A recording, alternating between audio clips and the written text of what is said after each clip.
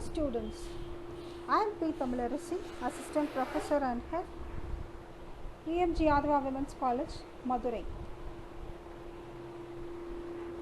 In this presentation, I am going to explain about the complications of a pregnant woman.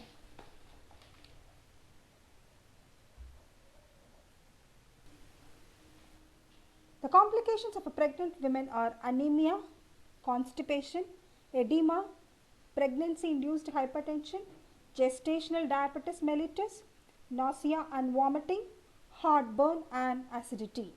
We will see one by one.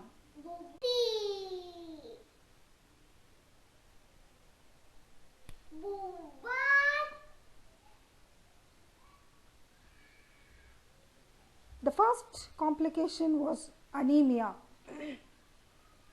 Anemia, as you all know, the blood hemoglobin will falls below 8 gram per dl.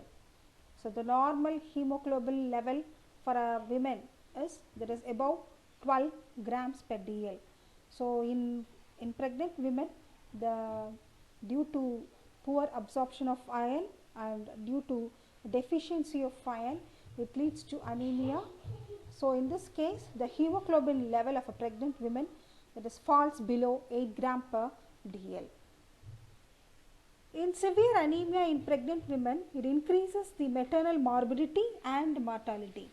What do you mean by morbidity and mortality? Morbidity means that is incidence or prevalence of a disease in a population, and mortality means, as you all know, it's a death rate.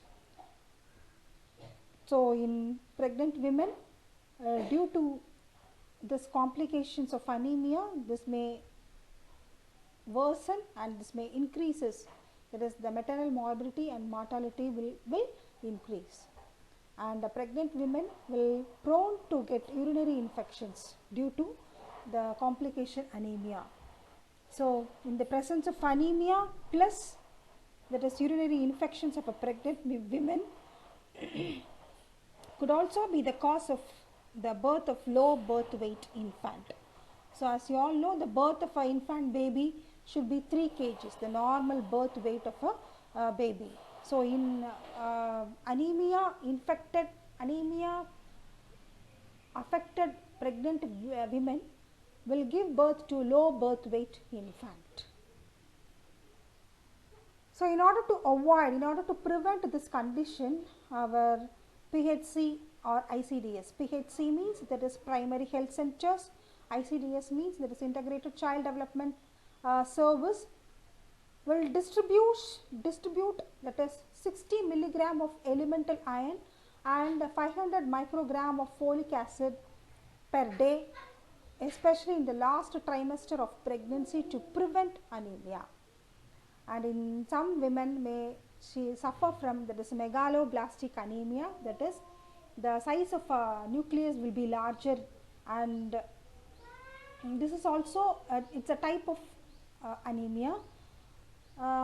It leads to nausea, vomiting and anorexia. Nausea means that is sensation to vomiting, and anorexia means that is feeling tiredness.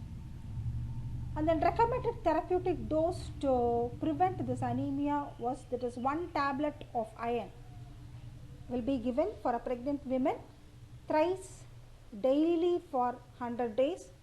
It provides 180 milligram of elemental iron and 1500 microgram of folic acid per day.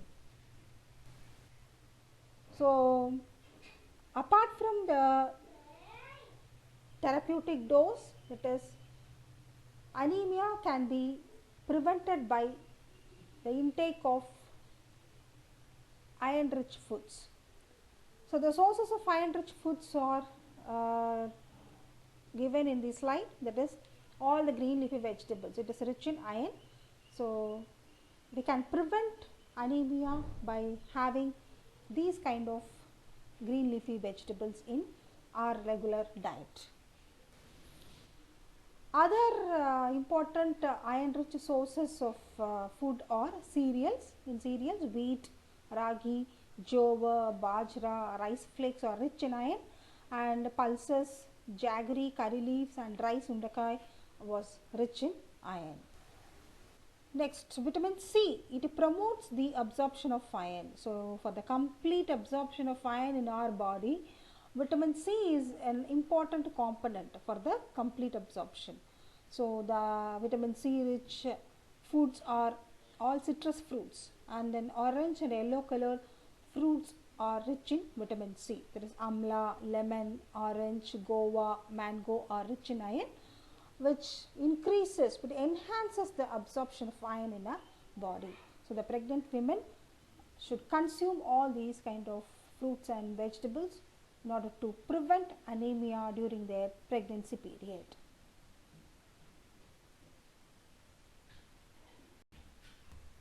Next complication was constipation. It's again an dangerous constipation. Dangerous complication of a pregnant women was constipation. So, in pregnancy, due to the effect of increased progesterone hormone in the body, this may arise, and due to other reasons also, that is decreased bowel movements, because during pregnancy the mother nowadays she won't able to do their normal work properly, not doing any physical activity, simply eating and just lying on the bed in order to take care of her the growing fetus. The mother will lack in this ordinary physical activity. So, due to this absence of physical activity or a physical exercise, the bowel movements is also get reduced. So, in order to prevent this constipation problem among a pregnant women, regular bowel habits by proper intake of balanced diet and fiber rich foods, plenty of vegetables and fruits and fluid should be consumed, means the pregnant women will overcome this constipation problem. In some severe cases, under physician advice, mild laxatives and stool softeners are prescribed to overcome this constipation problem. The next important complication was edema. Edema, that is the accumulation of waste fluid in the body, especially in the legs, ankles, etc. It occurs due to two important causes, that is physiological causes and pathological causes. So, pathological causes due to severe anemia, as I have already explained, due to severe anemia and severe high BP, blood pressure, this may occur. And physiological causes, no treatment required for this physiological causes. It can be relieved by taking rest, and the pregnant woman, she has to lie down with the slight elevation of her feet, and then high protein diet will help in relieving this problem. And then in some severe cases, swelling of the legs and caused by the enlarging uterus also on veins, returning fluid from the legs. So that only accumulation of that is fluid occurs in the legs.